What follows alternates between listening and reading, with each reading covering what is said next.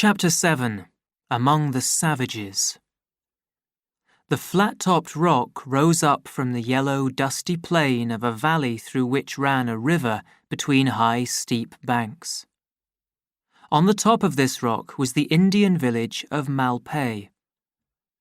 Block above block, each story smaller than the one below, the tall houses rose in great stone steps into the blue sky.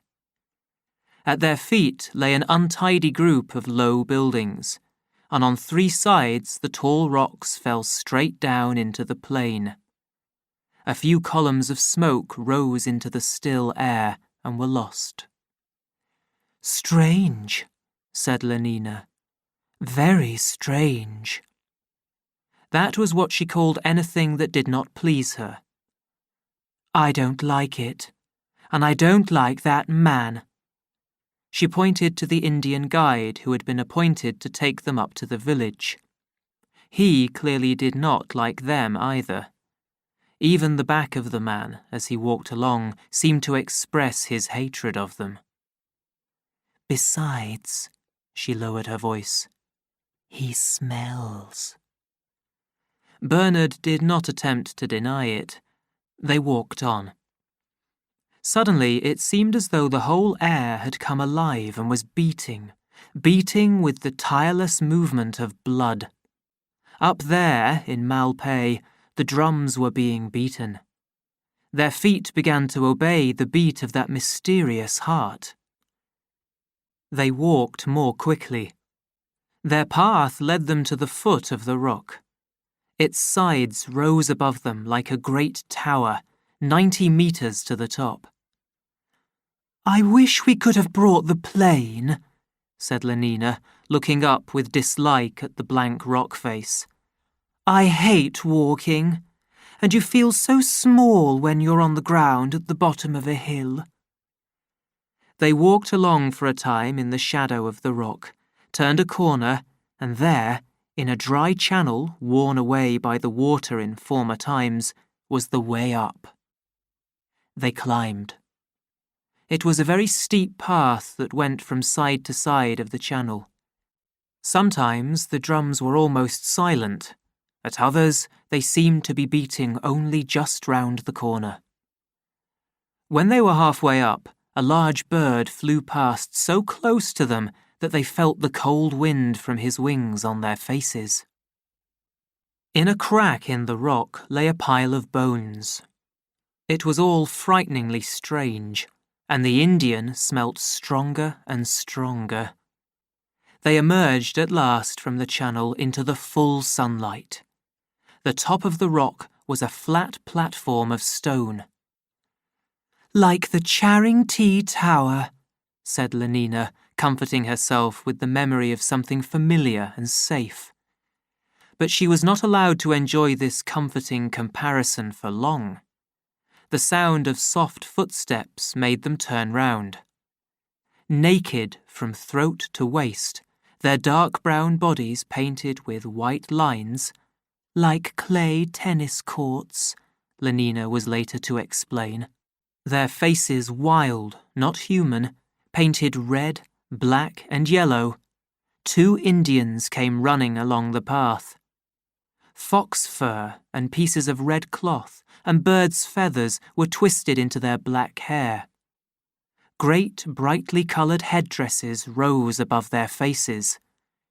With every step they took, their silver jewellery shook, and the bones and coloured stones in their necklaces knocked against each other.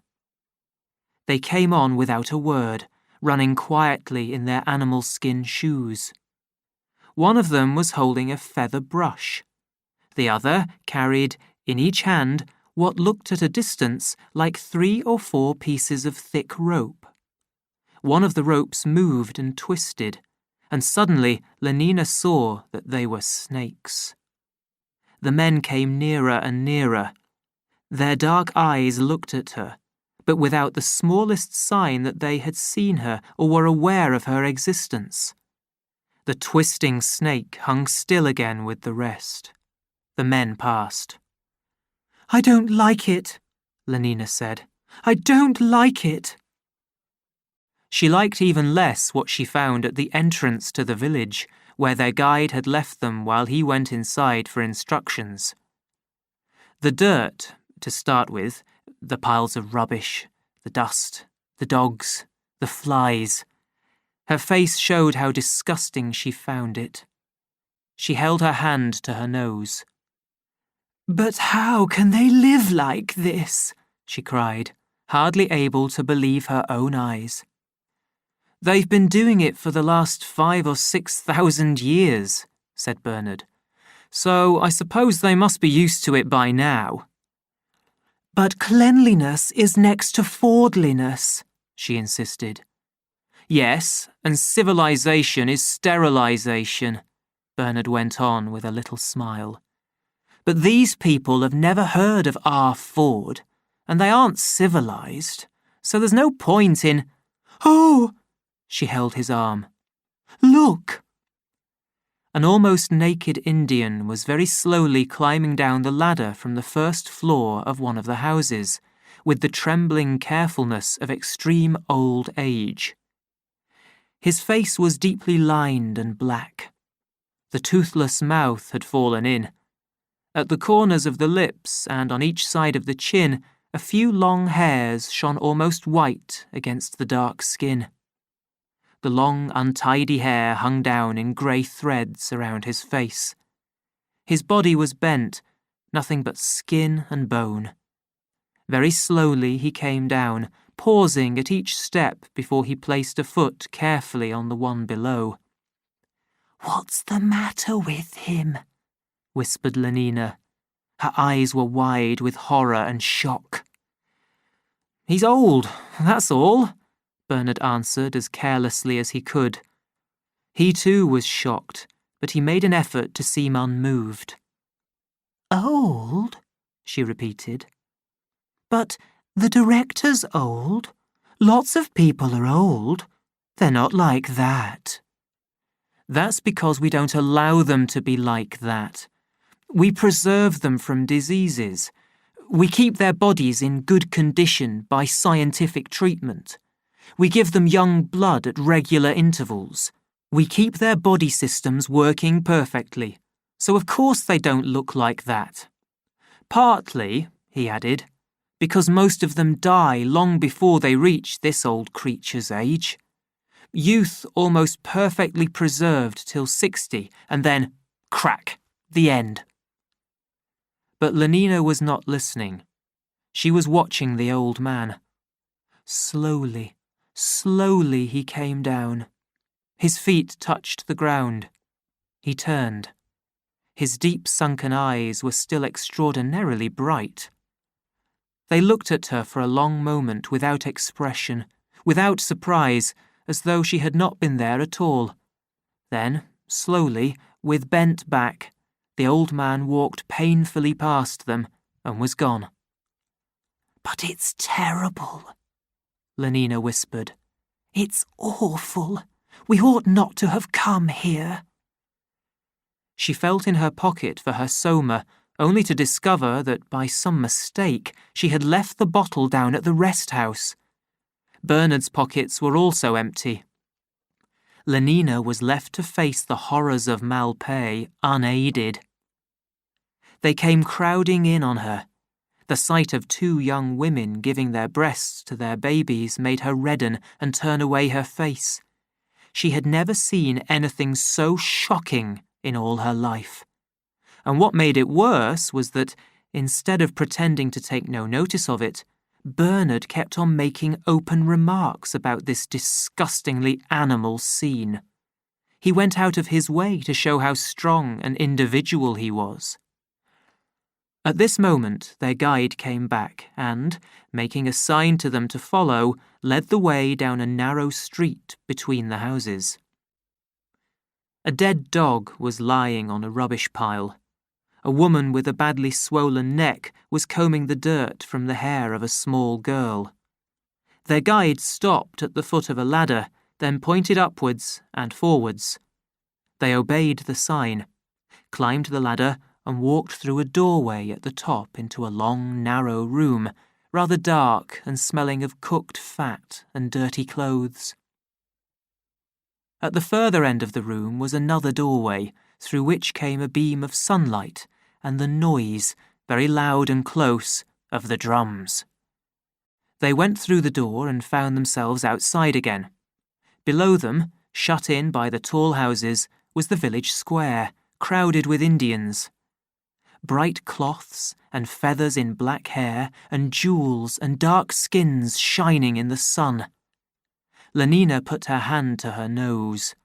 In the open space in the centre of the square were two circular platforms of bricks and beaten clay. The roofs, it was clear, of underground chambers. For in the centre of each platform was an open lid, with a ladder coming up from the lower darkness. A sound of pipe playing came up from below and was almost lost in the steady beat of the drums. Lenina liked the drums. Shutting her eyes, she listened to their soft, repeated thunder, but she opened them again at a sudden burst of singing, hundreds of male voices crying out loudly together. A few long notes and silence, then the women's answer, thin and high. Then again the drums, and once more the deep, savage cries of the men. Suddenly, there came up from those round underground chambers a frightening band of strange beings.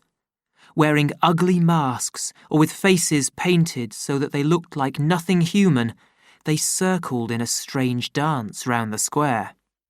Round and round again, singing as they went, round and round, each time a little faster, and the beat of the drums grew quicker, so that it was like fevered blood in the ears, and the crowd began to sing with the dancers, louder and louder. And first one woman screamed, and then another, and another, as though they were being killed. And then suddenly the leader of the dancers left the circle, ran to a big wooden chest which was standing at one end of the square, raised the lid, and pulled out a pair of black snakes. A great cry went up from the crowd, and all the other dancers ran towards him with their hands stretched out. He threw the snakes to those who arrived first, then put his hands into the chest and drew out more. And then the dance began again, to a different beat. Round they went with their snakes, twisting and turning their bodies as if they were snakes themselves. Round and round.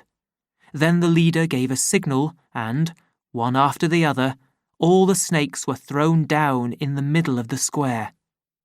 An old man came up from underground and scattered seeds over them, and from the other chamber came a woman and threw water over them from a black bottle.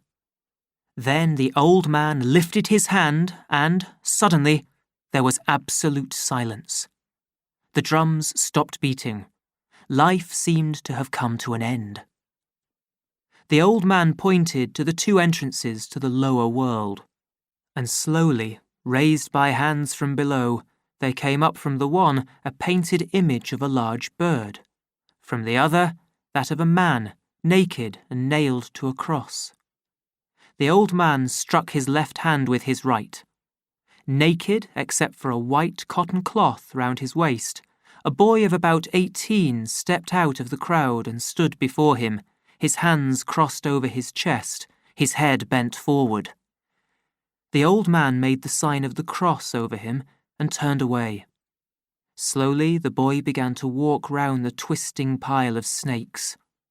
From among the dancers, a tall man, wearing the mask of a mountain lion and holding in his hand a leather whip, advanced towards him. The boy moved on as though he had not noticed the other's existence. The lion man raised his whip.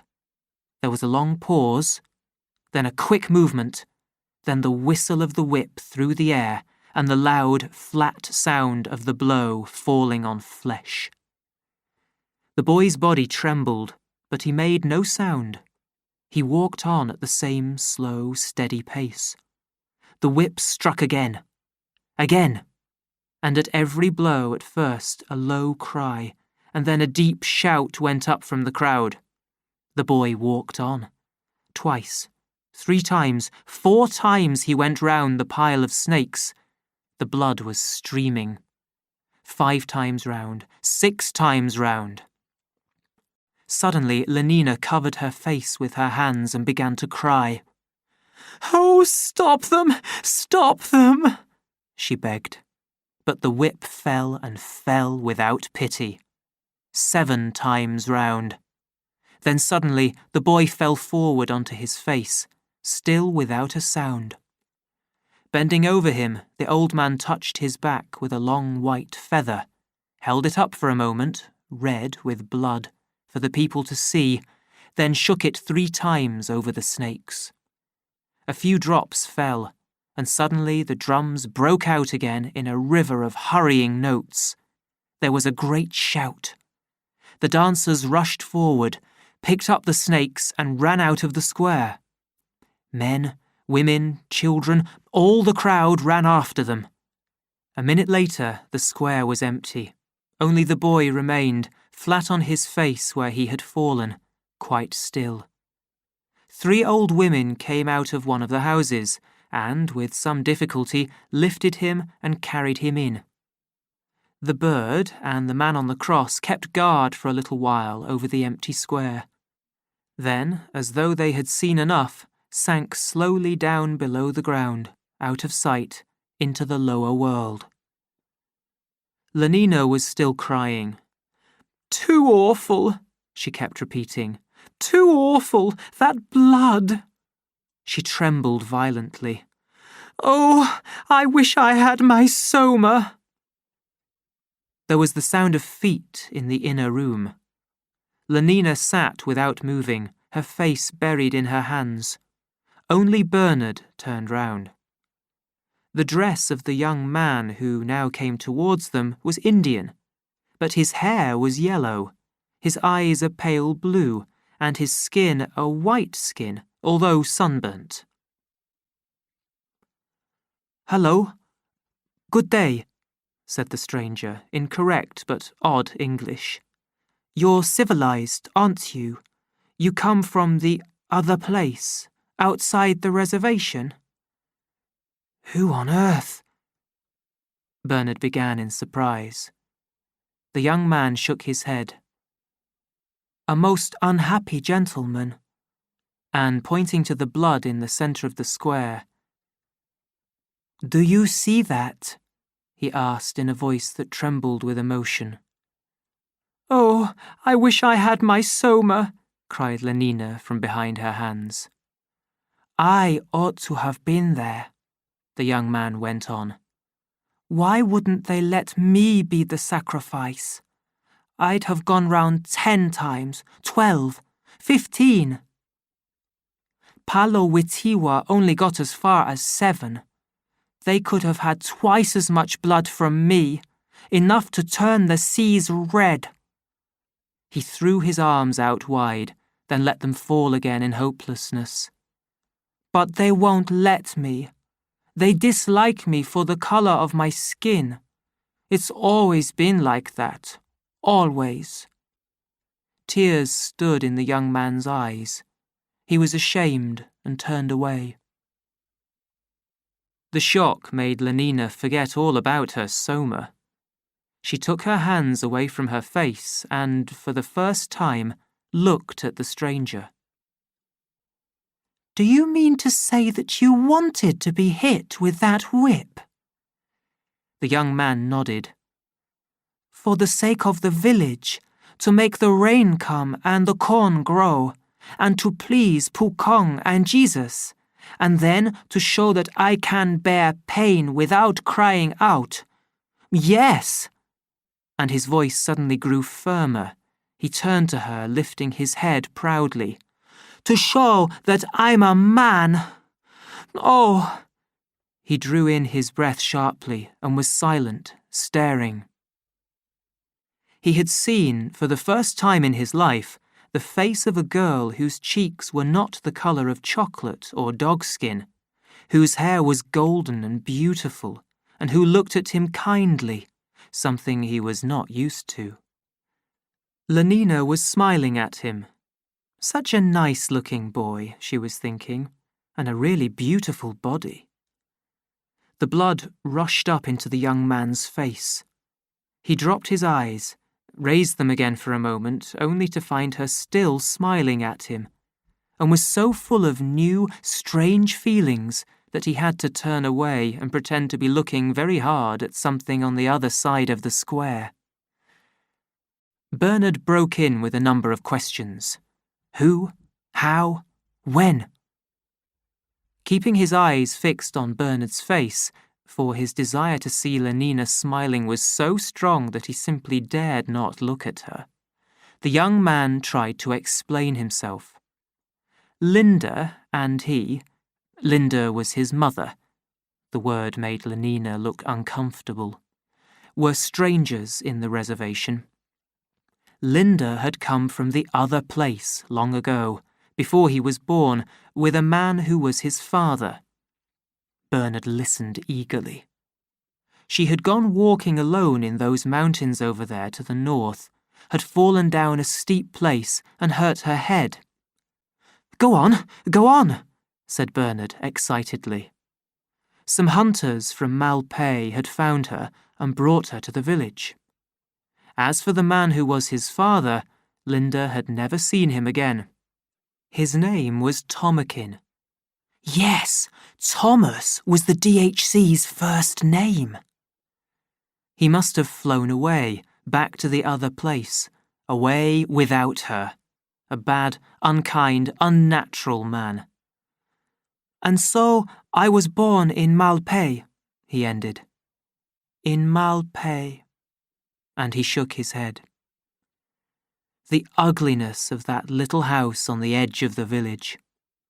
A space of dust and rubbish separated it from the village. 2 hungry dogs were pushing their noses hungrily into the rubbish at its door. Inside, when they entered, the air smelt strongly and it was loud with flies. Linda, the young man called. From the inner room, a woman's voice said thickly, Coming! They waited. In bowls on the floor were the remains of a meal, perhaps of several meals. The door opened. A very large, yellow-haired woman came in and stood staring at the strangers, her mouth wide open in surprise. Lenina noticed with horror that 2 of the front teeth were missing, and the colour of the ones that remained, she could hardly look. So fat, and the loose hanging cheeks all rough and purple, and all the lines in her face and the blood marks on her nose and in her eyes, and that neck, and the cloth she wore over her head, torn and dirty, and under the brown cloth that she wore over her body, those enormous breasts, the great round stomach. Oh, much worse than the old man, much worse. And suddenly the creature burst into a flood of speech, rushed at her with her arms stretched out, and Ford, it was too horrible. In another moment she'd be sick, held Lenina tightly to her fat body and began to kiss her. Ford! Such wet kisses, and she smelt too horrible, obviously never had a bath. And she had been drinking some very strong alcohol. Lenina broke free as quickly as she could. A twisted face stared at her. The creature was crying. Oh, my dear, if you only knew how glad, after all these years. A civilized face. Yes, and civilized clothes, because I thought I should never see a piece of real, artificial silk again. And those lovely shorts. Do you know, dear, I've still got my old clothes, the ones I came in, put away in a box. I'll show them to you afterwards, though, of course, the cloth has all gone into holes. I suppose John has told you what I had to suffer, and not a gram of soma to be had. Only a drink of mescal every now and then, when Popeye used to bring it. Popeye is a boy I used to know. but it makes you feel so bad afterwards, the mescal does, and sick. Besides, it always made that awful feeling of being ashamed much worse the next day. And I was so ashamed. Just think of it, me, a beater, having a baby. Put yourself in my place. The mere suggestion made Lenina tremble. Though it wasn't my fault, I swear, I still don't know how it happened, because I did all that I was supposed to, but all the same, it happened. She drew a deep breath, shook her head, opened her eyes again, then blew her nose on her fingers and wiped them on her skirt. "Oh, I'm so sorry," she said, seeing Lenina's look of disgust. "I oughtn't to have done that, but what are you to do here?" Linda shook her head. "I tried to tell them about disease and about keeping things clean when I first came here, but they didn't understand. And in the end, I suppose I got used to it. And anyhow, how can you keep things clean when there isn't any running hot water? And look at these clothes. This horrible wool isn't like artificial material. It never wears out. It lasts and lasts, and you're supposed to mend it if it gets torn. But I'm a beater. I worked in the fertilizing room. Nobody ever taught me to do anything like that. It wasn't my business. Besides, it never used to be right to mend clothes. Throw them away when they've got holes in them and buy new. The more stitches, the less riches. But it's all different here. It's like living with mad people. Everything they do is mad." She lowered her voice. "Take the way they have one another here. Mad, I tell you, absolutely mad. Everyone belongs to everyone else, don't they?" she whispered, pulling at Lenina's arm. Lenina nodded and turned her head away from the smell of Linda's breath. "Well, here," the other went on, "nobody's supposed to belong to more than one person. If you have people in the ordinary way, the others think you're bad. Once, a lot of women came and shouted at me because their men came to see me. Well, why not? And then they rushed at me. No, it was too awful. I can't tell you about it." Linda covered her face with her hands and cried. "They're so hateful here, the women. Mad and cruel. And of course, they don't know anything about bottles or contraceptives. So they're having children all the time, like dogs. It's too disgusting. And to think that oh, Ford. And yet John was a great comfort to me. I don't know what I should have done without him, even though he did get so upset whenever a man, quite as a tiny boy even, once, but that was when he was bigger, he tried to kill poor Waihu Siwa, or was it Pope? Just because I used to have them sometimes. Because I never could make him understand that that's what civilized people ought to do. Being mad's catching, I believe. Anyhow, John seems to have caught it from the Indians, because, of course, he was with them a lot.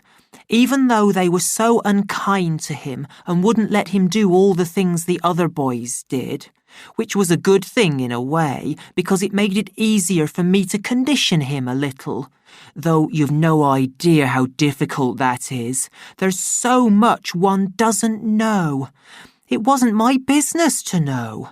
I mean, when a child asks you how a helicopter works, or who made the world, well, what are you to answer if you're a beta and have always worked in the fertilizing room? What are you to answer?